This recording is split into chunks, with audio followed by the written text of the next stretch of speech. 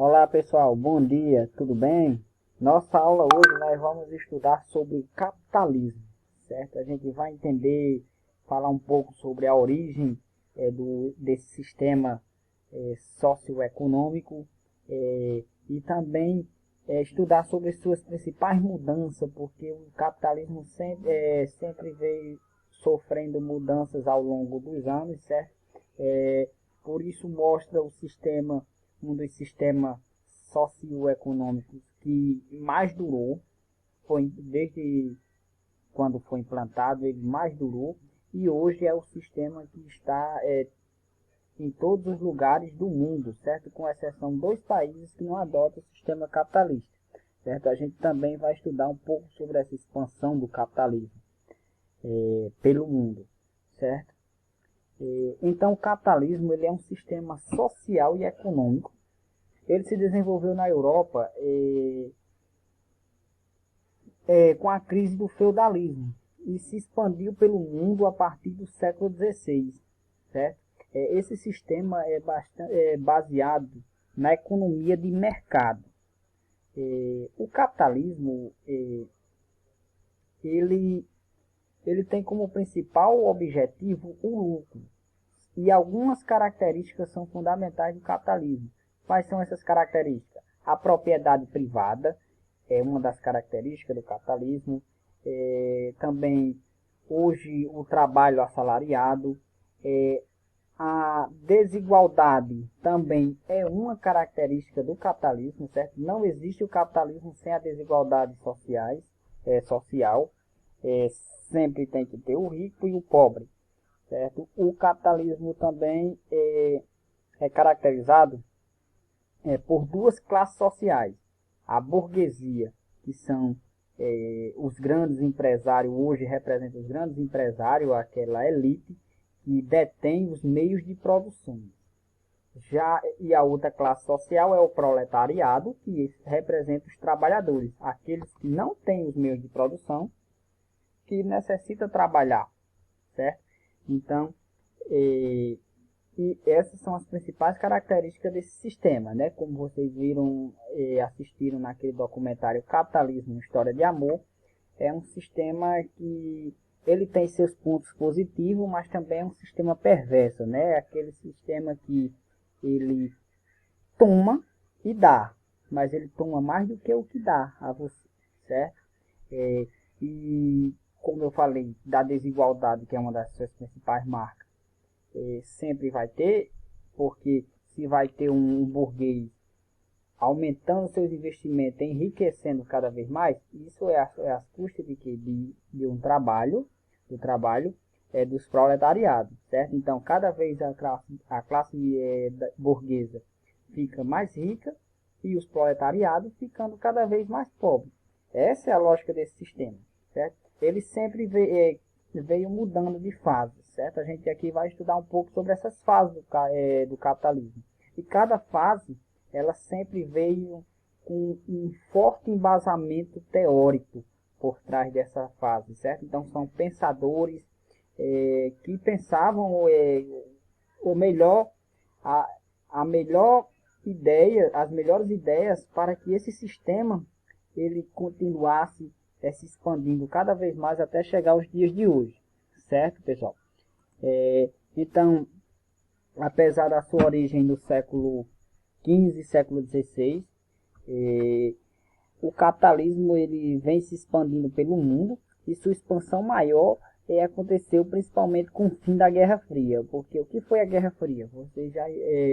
A Guerra Fria foi uma disputa político-ideológica em que, de um lado, tinha os Estados Unidos defendendo esse sistema, o sistema capitalista, e do outro lado, a União Soviética defendendo o sistema socialista, certo? Então, com o fim da Guerra Fria,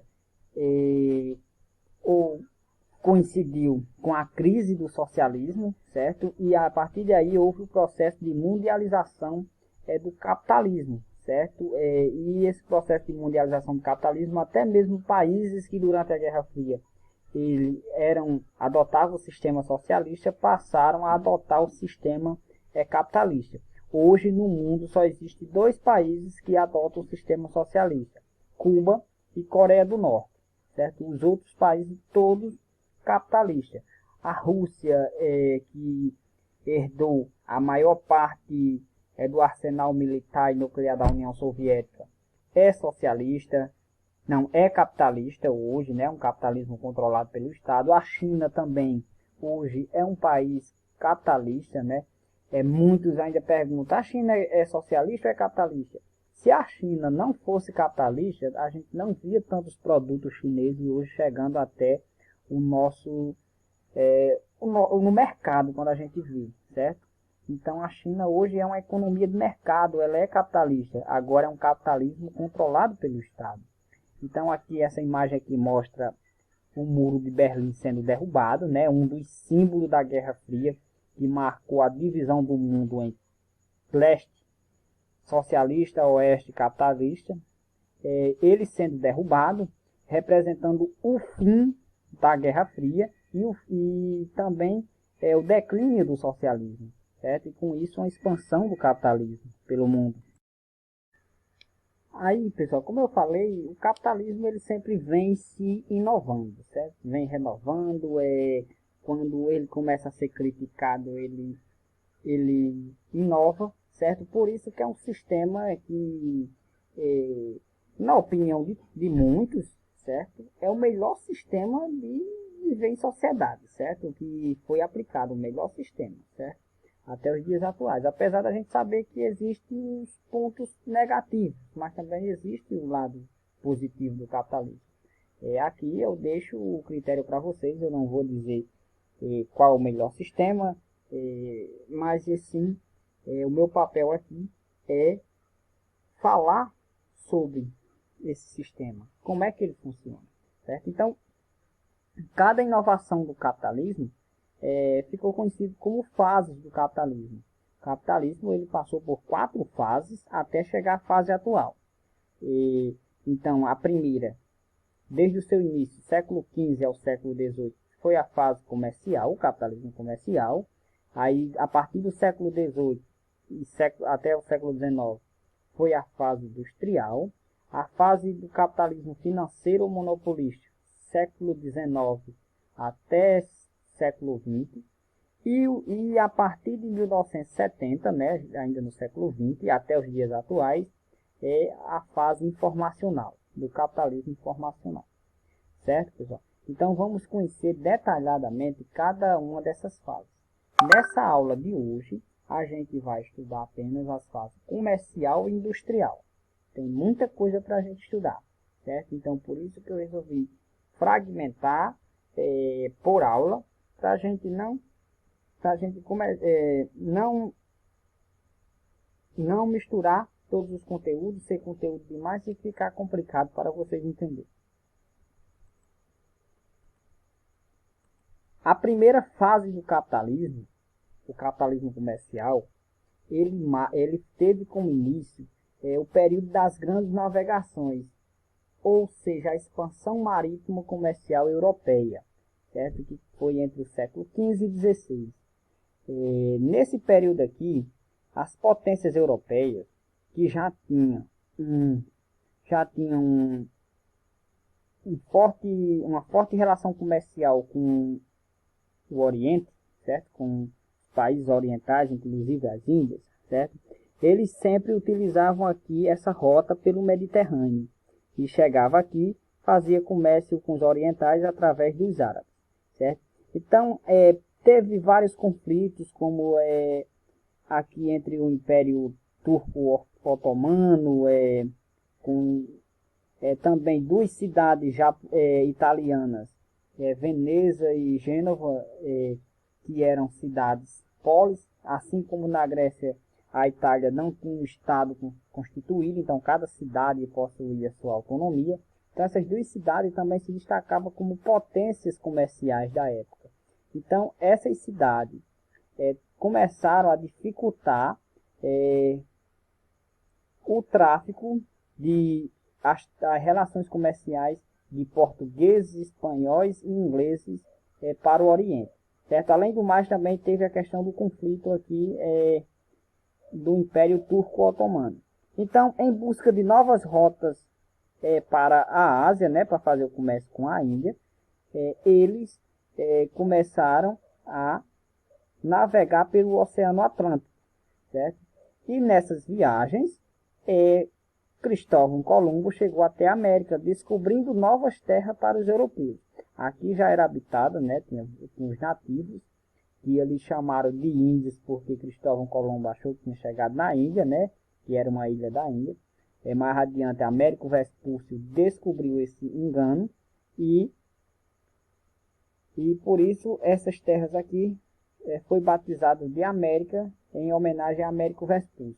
Então, a partir daí começou um processo de colonização, exploração dessas terras descobertas pelas essas potências europeias, principalmente Portugal, Espanha e a Inglaterra.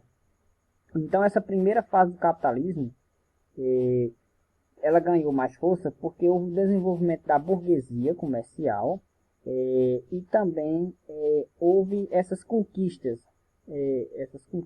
territoriais de novas colônias por essas potências comerciais europeias. No capitalismo comercial, o próprio nome já diz, foi uma fase do capitalismo em que tudo era baseado nas trocas comerciais, ou seja, as trocas de mercadoria. Não existia um dinheiro, como hoje a gente sabe que a moeda de trocas econômicas no mundo é o dólar, né? Não existia o dinheiro. Então a riqueza de um país, o poder de um Estado-nação na época, era medido a partir da quantidade de metais preciosos que tinha. Certo? Então, como não tinha uma moeda, existiam as trocas comerciais, certo? Trocavam uma mercadoria por outra.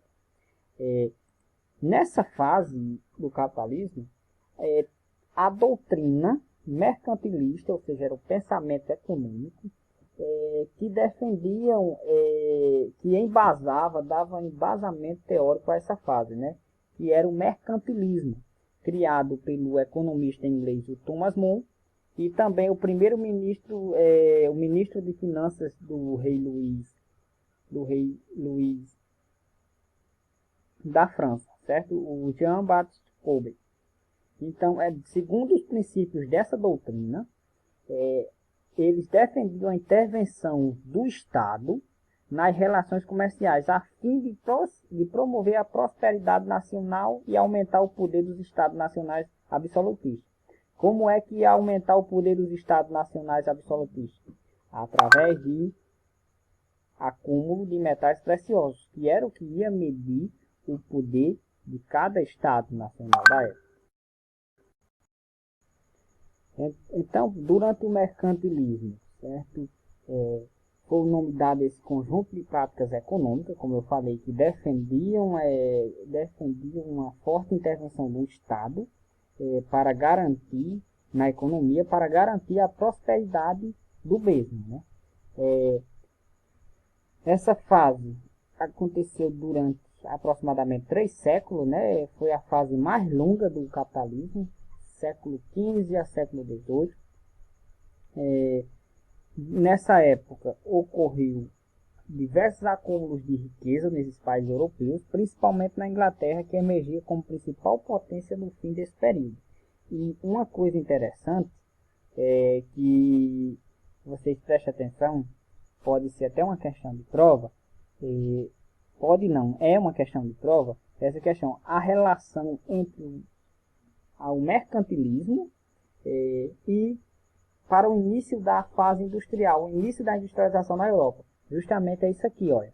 O acúmulo de riquezas, né, isso porque com as trocas comerciais, a exploração das colônias, as potências europeias começaram a acumular riquezas, e principalmente a Inglaterra, que já era a principal potência hegemônica dessa época. Então isso criou bases para que desse início o processo de industrialização desses países, certo? Principalmente a Inglaterra, que foi o país pioneiro. Então, dá início a Revolução Industrial, a primeira Revolução Industrial que teve início no século XVIII na Inglaterra, caracteriza também o início de uma segunda fase do capitalismo, né, que é o capitalismo industrial. Então, com a Revolução Industrial, houve um aumento da produção de mercadorias, certo? Mercadorias agora produzida através de máquinas, de indústria, certo? Então, o que antes era um trabalho manufatureiro ou artesanal passou a ser um trabalho realizado por máquinas em grande produção, certo? Por indústria, certo? As principais características, as principais invenções dessa Revolução Industrial está aqui nessas imagens, né? O tear mecânico e a locomotiva a vapor, as famosas Maria Fumaças. E na primeira Revolução Industrial, a principal fonte de energia utilizada era o carvão mineral. Ok? Então, como eu já falei para vocês, a Revolução Industrial teve início na Inglaterra, certo? Foi o primeiro país a se industrializar. E quais foram os fatores que proporcionaram esse pioneirismo inglês, certo? A Inglaterra ser o primeiro país a se industrializar. Como eu já citei, né, a questão do acúmulo de riqueza, né, isso ela tem sido a potência hegemônica durante a fase da expansão marítimo comercial europeia. Então, primeiro, o ato de navegação, né, isso que já foi assinado no século XVII, na Inglaterra, em que esse ato de navegação tinha como um dos principais objetivos expandir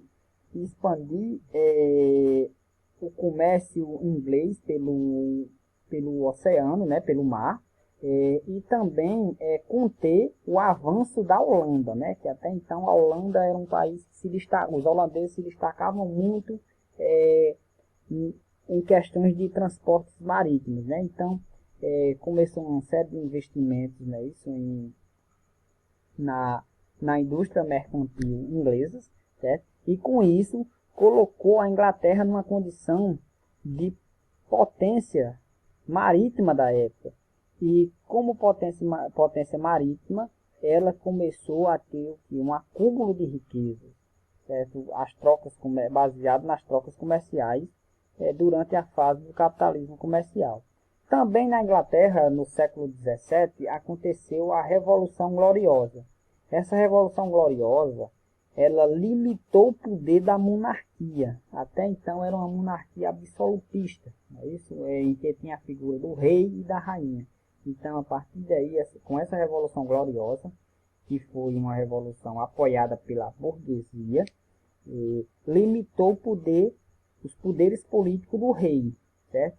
A partir daí deu condições para que no futuro fosse criada a monarquia parlamentarista como é hoje, né? Que tem ainda a figura do rei, da rainha, mas os poderes políticos deles são limitados. Hoje o parlamento é que tem mais força, mais poder de veto nas relações políticas e econômicas, né? Parlamento representado pelo primeiro-ministro. Então essa Revolução Gloriosa, ela contribuiu para o crescimento da burguesia, que representava os comerciantes, e também os novos donos de indústrias daquela época. Também na Inglaterra, no século XVII, aconteceu a lei de cercamento de terras ou cercamento de campos. Como funcionou essa lei? O rei da época, ele ordenou em que todos aqueles no campo que não tinha registro de doação das suas terras, tinham que devolver essas terras para o Estado. E essas terras iam ser aproveitadas principalmente para a criação de ovelha, tendo em vista que a lã era um produto que tinha uma bastante viabilidade comercial na época, certo? Assim como o ferro e o carvão tinha, a lã também era importante. Então, de fato, a maioria das terras não tinha documento, porque era cedida pelo próprio rei, mas não tinha um documento. Então, ele utilizou esse argumento de propósito e ficou com grande parte das terras, né? Isso começou a esse processo. Então, isso causou o quê? Muitos camponeses ficaram sem terra. Então, eles foram migrando para a cidade, certo? E na cidade onde surgiu a indústria, certo? Um dos fatores favoráveis era porque a indústria ela precisava de mão de obra. E se tinha essa migração dos camponeses para a cidade, ia ter mão de obra abundante. Também houve a grande quantidade de reservas de ferro e carvão mineral que existia no território inglês, também contribuiu, tendo em vista que o ferro, né, isso, uma das principais matérias-primas utilizadas, né, nas máquinas, né, para o setor de transformação de produção, e o carvão mineral a principal fonte de energia. Durante a fase industrial do capitalismo, o comércio começou a perder importância, porque o mais importante agora passou a ser o que era transformado, o que era produzido em indústria, certo? A indústria passou a ser mais importante. Nessa fase também a produção, começou a acontecer a produção de mercadoria por trabalho assalariado. Aqui, vale destacar que durante a fase do capitalismo comercial, a força de trabalho era escrava, era mão de obra escrava, e a partir da fase comercial, a mão de obra passou a ser assalariada, certo? Então, a Inglaterra foi um dos primeiros países a abolir a escravidão em suas colônias, como também proibiu o tráfico de escravos, de pessoas vindo da África para as colônias na América para trabalhar de escravo. Então, foi um dos fatores também que a Inglaterra mudou. Houve uma mudança de concepção. E hoje, se a gente analisar qual é a mão de obra mais viável para o capitalismo, se a gente analisar, for seguir as características do capitalismo, principalmente seu principal objetivo, que é o lucro, hoje é o trabalho assalariado. Não o escravo, por quê? Porque no trabalho escravo, você não vai pagar o trabalhador, mas você ia ter gastos com a vestimenta, com o alimento daquele escravo. No trabalho assalariado, você não vai ter mais esses gastos com vestimenta, nem com alimento dessas pessoas. Essas pessoas vão trabalhar para você, receber um determinado valor, certo? E com esse valor, ela vai ter um poder de compra para poder comprar os produtos, comprar alguma mercadoria, e isso vai fazer o quê? O dinheiro circular, o capital girar. Então, isso é bom para o capitalismo, certo? Então, a mão de obra mais viável hoje é o trabalho assalariado. Houve também o acúmulo de lucro pela burguesia através da mais-valia. O que é essa mais-valia? Certo? Começou o trabalho assalariado, certo? Aí, mesmo assim, a elite vai ter lucro através de mais-valia. É como eu disse, a questão da desigualdade. Sempre uns vai estar ganhando em cima dos outros, certo? Então, a mais-valia, esse conceito foi definido por Karl Marx, certo? Então, de acordo com Karl Marx, toda jornada de trabalho corresponde a uma remuneração. Então, existiu o trabalho assalariado e o trabalhador, o trabalho dele tem um valor, tem um determinado valor. Ele vai produzir um valor a mais do que recebe como salário. Então, por exemplo, eu gosto de citar um exemplo de um pão, por exemplo. Um pão hoje custa em média 35 centavos na padaria, certo? Então, digamos que o trabalhador, ele daqueles 35 centavos, o trabalho dele seja 15 centavos, o valor do trabalho dele. Só que o empregador vai passar para ele apenas 5 centavos. Ou seja, o empregador vai ficar com 10 centavos às custas daquele trabalho. Então, tudo que é produzido vai ter um valor, mas só que não é repassado para o trabalhador. Esse valor vai ficar com o empregador. Por isso que a burguesia ficando cada vez mais rica e o trabalhador sempre sendo a classe que ela é explorada. Então, a quantidade de trabalho não pago permanece no poder do proprietário da fábrica, assim aumentando a riqueza da burguesia, certo? Isso é a mais-valia, o conceito de mais-valia. Se a gente for analisar isso ao pé da letra, acontece no nosso cotidiano, se a gente for ver, tudo que é produzido, esse valor que tem o trabalhador, ele não vai receber esse valor todo, certo? Vai receber só uma determinada quantia. Aqui, esse gráfico aqui mostra a expansão das indústrias, a expansão da indústria, né? Então, teve início aqui já no finalzinho do século XVIII, né? Na Inglaterra. Né? Depois, já no século XIX, outros países começaram a esse processo de expansão, né? De industrialização, como a França, Estados Unidos,